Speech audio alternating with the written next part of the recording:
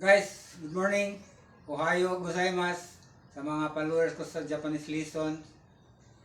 Antabayanan nyo guys ang discussion natin sa Japanese lesson mamaya.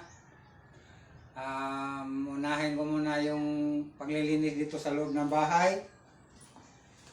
At ang i-discuss po natin guys mamaya yung particle K. Particle K in Japanese language sentence. Kung ano yung particle ka, yan ang i-discuss natin. At may iba-iba tayong mga vocabulary na dapat niyo matutunan. Papalo niyo lang guys yung FB page ko na Japanese Lessons by Mario Tanudra. Naka-album po yan guys. Scroll niyo lang yung mga photo doon.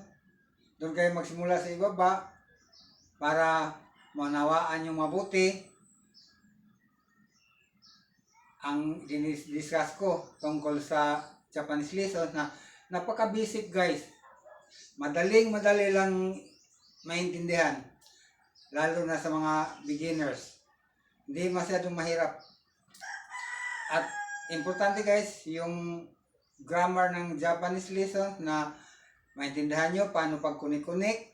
Dahil ang Hapon hindi nakakaintindi ng Japanese word na sasabihin ninyo kung hindi maganda ang grammar. Yan guys. Antabayanan yan mamaya.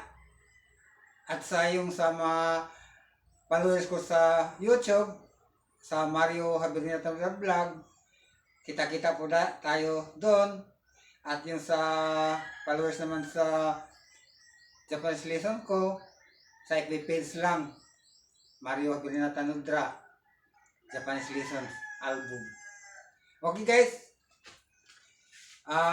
maglinis muna ako, mamaya-maya, at magdi-discuss na po tayo.